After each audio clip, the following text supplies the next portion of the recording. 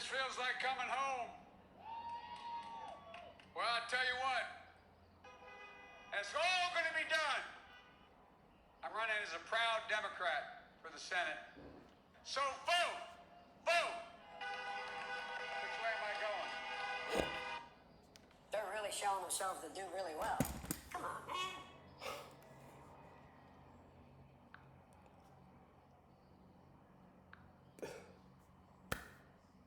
Good morning to all my fellow Americans. If it wasn't so sad and so terrifying,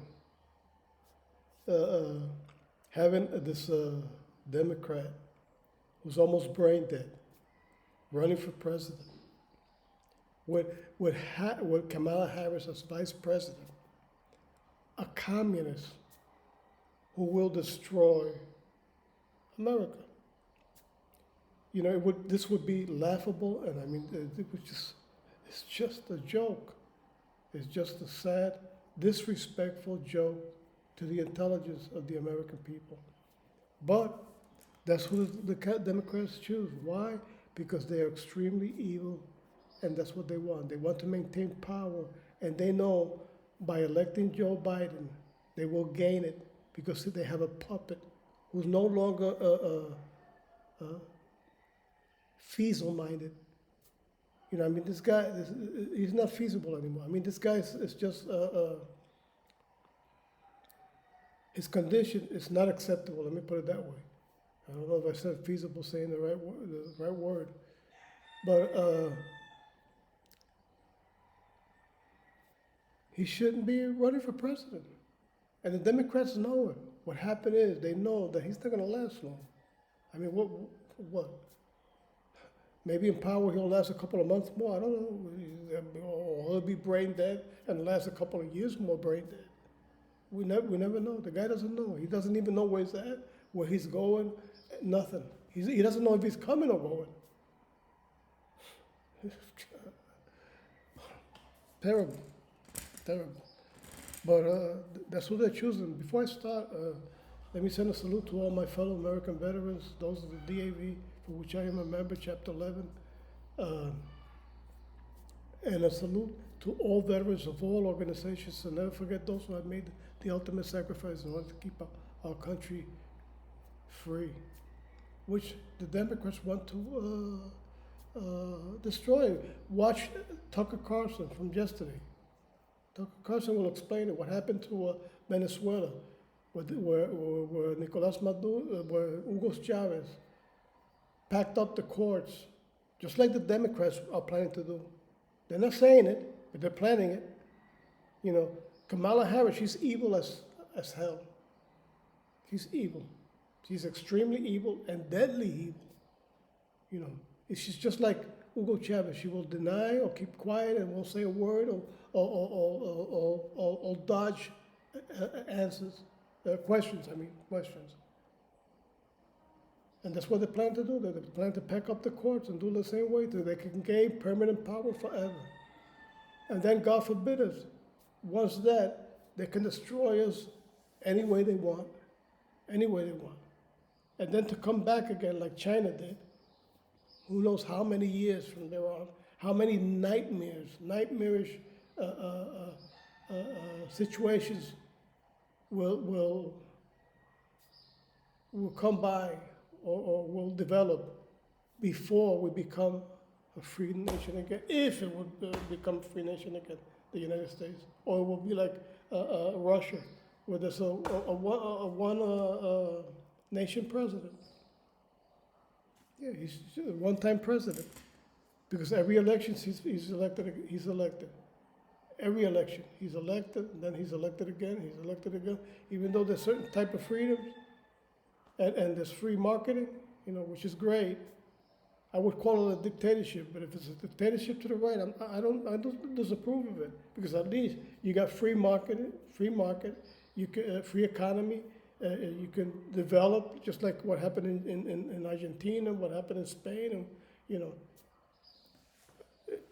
The best system is a democracy, but the democracy is so weak, we doubted it can last, just like Benjamin Franklin said when they redacted the Constitution. They asked him about it, and he said, "Well, if we can keep it, you know," and he knew, the guy was a genius. He knew. He said, "Well, it probably won't last, but at least he was sincere about it, and it's happening. It's happening. If we don't vote for Donald Trump, and we don't fight for this in this election hard as hell, it's going to happen. Believe me, it will happen, and everybody will regret it when it's too late." Just like what happened in Venezuela, what happened in Cuba, what happened in North Korea, what happened in people have to learn. People don't want to learn. A lot of people are lazy. Thank God it's not the majority. But these people want to commit mass fraud. Mass fraud. They want to remove our president illegally no matter how they do it. Let me go to this. Let me see if I can find the one. Okay. Watch this video. Thank God Pompeo, what happened, we don't know if it's too late because we don't know what's going to happen in the elections. I hope Donald Trump wins in a landslide. But Pompeo's ready to hammer, to put the final nail on Hillary Clinton. This lady should be in prison together with her husband. But we don't know if it's going to happen. We hope we can win, and we hope it happens. Because there was 4 years, it never happened. When it's going to happen? That's the question.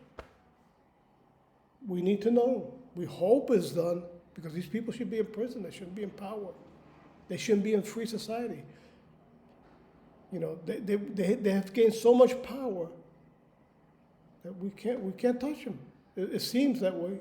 I hope that can change because she should be, like I say, in prison. Including a lot of the other Democrats, almost the whole damn DNC.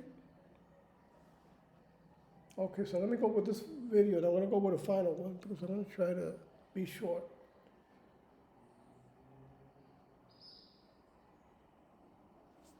Just watch this from Next News Lots Network. of bad news for Hillary Clinton. To put the final, lots of bad Okay, here we go. news for Hillary Clinton today. President Trump nuking her. Pompeo readying his hammer to put the final nail in her coffin. We've got the details, but if this is your first time here and you like our reports, please consider hitting the red button down below to subscribe and hit that notification bell if you do. The story from 100% Fed Up, the report. So what is the state of this investigation into Hillary Clinton's emails? Well, Fox News' Dana Perino asked the Secretary of State, Mike Pompeo, and he reminded the Fox News host that he is very familiar with Hillary's email case and that he did, in fact, sit on the committee that questioned her during the Benghazi debacle. Quote, we've got the emails, we're getting them out, we're going to get all of this information out so the American people can see it, he told her. He also assured her that they would be very careful to protect the intelligence sources involved in the investigation. Watch. State of this investigation into Hillary Clinton's emails at the State Department. So, Dana, you'll remember I was close to this even when I was a member of Congress when I served on the Benghazi Committee now, what seems like a little bit of time ago. We've got the emails. We're getting them out. We're going to get all this information out so the American people can see it. You'll remember there was classified information on a private server. It should have never been there. Hillary Clinton should never have done that. It was unacceptable behavior. It's not the kind of thing that leaders do. They don't put that kind of information out. And you can see whether it's Russia or China or Iran or the North Koreans who want to get their hands on this kind of information. Classified information needs to stay in the right places. Secretary Clinton, when she was here at the State Department, did not do that. The president has the authority to declassify anything he wants. All authority is to him. Could he declassify it and order it released if he wanted to and if he ordered? Absolutely. We're going to get there. We're going to get this information out so the American people can see it. If he were to order that, would there be concerns about maybe health and safety of sources or methods that could possibly be in these emails if there's classified information? So, Dana, I've been at this a long time with President Trump for 4 years now almost. I've never seen him do anything that would put any kind of asset, any kind of one of our officers in any harm's way. He wouldn't do that. We'll get the information out that needs to get out. We'll do it in a way that protects the intelligence sources that we need to protect. And last question on that, will that happen before the election? Doing it as fast as we can. I certainly think there'll be more to see before the election. All right. The State Department has least part of Hillary Rodham Clinton's email correspondence, reviving scrutiny of her service in the administration as she wages a campaign to succeed him. Now, the emails they state here, I can show you. This is on the State Department's actual website, virtual reading room, document search. Clinton email returned 35,575 results. And you can see all of the emails now publicly available. You've got the subject line, you've got the date it was put out, who it's from, and who it is to, the date that it was posted. So this is a massive, massive trove of information. It's going to take a lot of time to go through all this to figure out exactly what's there. But as you heard him say, he is going to be protecting the intelligence sources. That's always the big excuse. Don't release it because you're going to reveal sources and methods. Well, they're going to make sure that they don't. So this is a massive data dump. The emails they write here come from a pool of more than 50,000 pages turned over by the candidate from her private email server. They go beyond an initial 850 pages of emails released in May that were tied to the 2012 attack on the U.S. diplomatic compound in Benghazi, Libya, subject of a continued GOP-led congressional inquiry. So the hammer is coming down on Hillary Clinton very fast. The information is now publicly available on the U.S. Department of State. On the website, you can go and take a look for it yourself if you want. So comment below. We'll see you with the next report for the Next News Network. Let me go with the next one because I got to do. Thank you for watching that report. As Couple you know, of the things United today. States is facing its most viciously fought election in decades, and uncertainty is never great for the economy. And that's why Noble Gold has put I'm gonna leave with this last one. Let me find it right here. I already got it set up. Okay. Talking about Benghazi, I got something here. So, from Next News Network also. So I'm leaving with this last video. Before I go, Florida, don't forget to vote for Maria Elvira Salazar for Congress. The elections are very close. Remember, we need to vote for Donald Trump to win and save America and make it greater again. So God bless you all. Donald Trump, I always pray for you and your family. The same with Mike Pence. I stand with God and Israel eternally, and God bless our country eternally. So I'll see you guys tomorrow. Wait a minute. Tomorrow I got to take my wife to a medical appointment, so I won't be here tomorrow. Tomorrow's going to be a busy day for me. I'm going to try. Maybe I might be able, but I doubt it. So God bless you all, and I'll see you Thursday, if God permits. God bless you all. Bye-bye.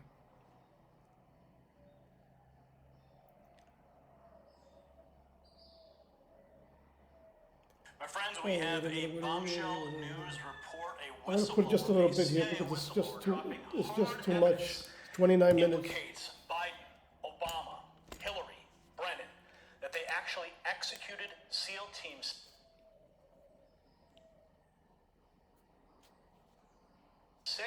And covered it up, and there is audio, video, and documentary proof. Now, before I get into this, if you're new here, go ahead and tap that red button down below to subscribe, then hit that notification bell so you're the first to know when the latest news breaks. Now, Anna Kate, she'll be joining me in just a moment. She tweeted out yesterday, and now the story is going viral across the web. She said, breaking, Alan Harrow Perot, CIA whistleblower, tells Charles Woods, the father of Tyrone Woods, who was killed in Benghazi, that Obama and Biden sent $152 billion as a cover-up for the deaths of SEAL Team 6. Allen said all of the proof will come out, documents and audio. Now, I'm going to play you the video that's attached here. Okay, video of the whistleblower's own words. But first, let's get some background. Kerry Donovan from DJHJ Media reports that the full interview of the CIA whistleblower, interviewed by Charles Woods and Nicholas Snow, surfaced on Sunday, where the three talk about the blackmail extortion of $152 billion sent to Iran to cover up the deaths of SEAL Team 6 by the Obama administration.